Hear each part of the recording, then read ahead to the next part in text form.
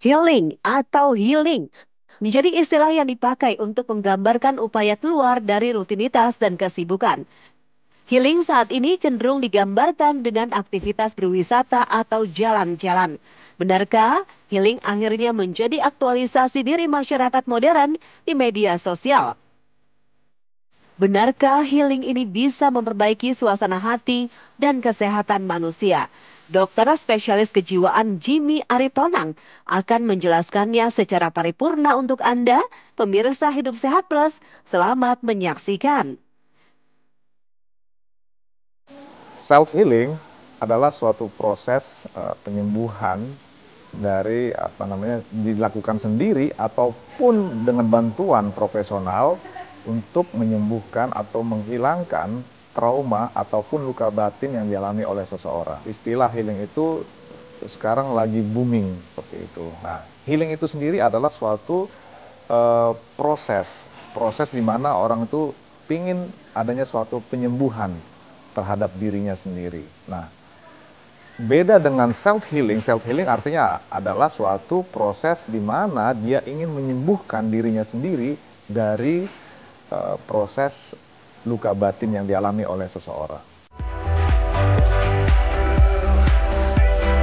Healing merupakan sebuah proses berdamai dengan masalah, bukan lari dari masalah, yaitu metode penyembuhan diri saat mengalami permasalahan emosional. Lantas siapa saja yang membutuhkan self-healing ya? Self-healing pasti dibutuhkan semua manusia, karena kita semua manusia pasti punya beban, punya masalah, punya tekanan dalam mental kita. Orang-orang yang memerlukan ataupun ciri-ciri orang yang membutuhkan self-healing adalah biasanya orang-orang yang mempunyai luka batin atau mempunyai trauma ataupun konflik di masa lalu. Pertama, ciri-cirinya adalah biasanya orangnya lebih sensitif dari biasanya. Jadi orang-orang yang mengalami perubahan perasaan di mana dia sangat sensitif dengan keadaannya. Yang contoh misalnya tiba-tiba menangis padahal biasa aja kejadian keadaan yang dialami seorang. Yang kedua adalah adanya perubahan emosi. Jadi perubahan emosi. Dan yang ketiga bisa juga mengalami namanya perubahan dalam sosial, misalnya menarik diri, jadi lebih senang menyendiri dibandingkan bersosialisasi dengan teman-temannya. Yang keempat adalah terganggunya produktivitas seseorang ataupun produktivitasnya sehari-hari itu terjadi pengurangan, misalnya malas bekerja, mulai sering telat bekerja. Dan yang terakhir adalah adanya gangguan-gangguan fisik yang dialami seseorang. Misalnya adalah gangguan tidur, gangguan emah, ataupun gangguan nyeri yang tidak jelas dari mana di mana titik nyerinya dan lain-lain. Itu bisa terjadi pada seseorang yang memang mengalami gangguan trauma ataupun luka batin di masa lalunya. Itulah yang membutuhkan namanya self healing tadi. Self-healing saat ini digunakan oleh sebagian orang sebagai obat untuk menenangkan mental. Beragam cara pun dilakukan, salah satunya dengan pergi liburan. Lantas apakah pergi berlibur merupakan salah satu teknik self-healing yang tepat? Teknik self-healing yang tepat itu masing-masing individu berbeda-beda.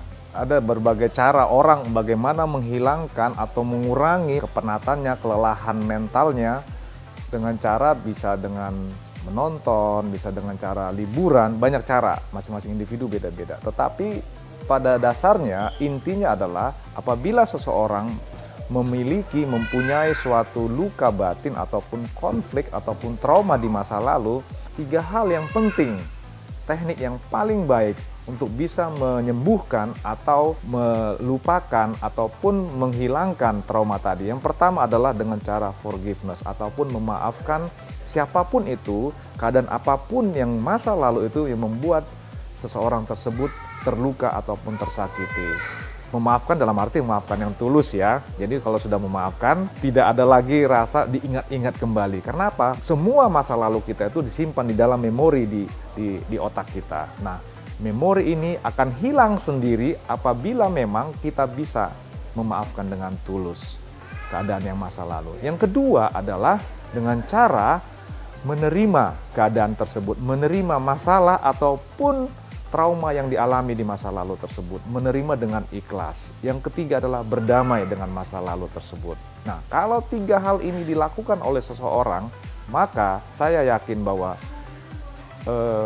emosi seseorang, ketenangan jiwa, mental, pikiran, perasaan seseorang tersebut akan membuat seseorang menjadi lebih baik. Sehingga apa? Memori tersebut perlahan-lahan akan hilang sendiri di dalam otak seseorang tersebut. Itulah 3 hal tersebut ini sangat penting sekali dilakukan untuk menghilangkan atau mengurangi trauma seseorang.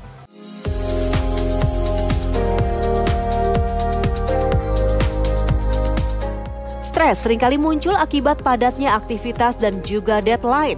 Tak jarang sebagian orang mengatakan membutuhkan healing sebagai obat. Lantas apa ya manfaat healing bagi kesehatan?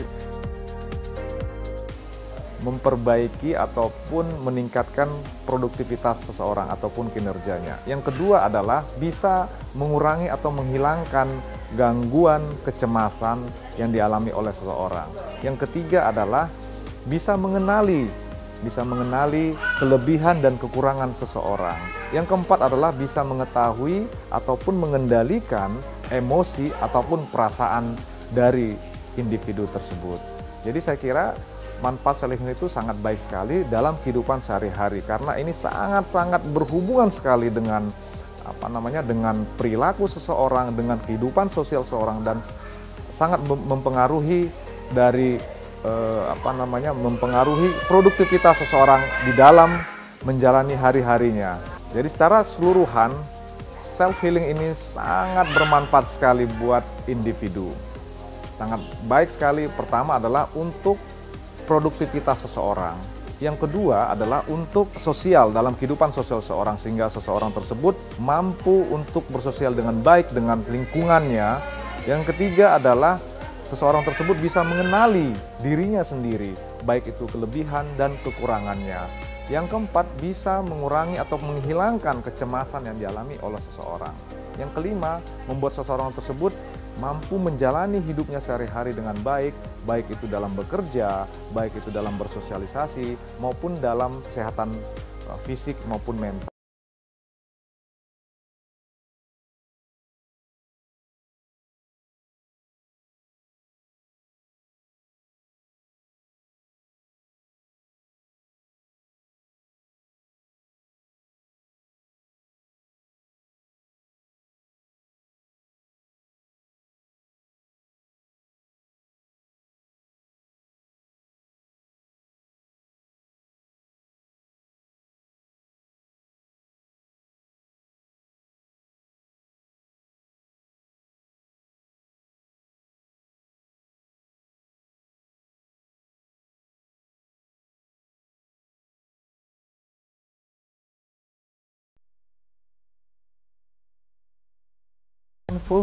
Mindfulness ini artinya adalah pengelolaan ataupun mengenali pikiran perasaan dengan lingkungan tubuhnya sendiri. Jadi seseorang diajarkan untuk mengenali dan mengelola perasaan pikirannya yang dikaitkan dengan tubuhnya sendiri.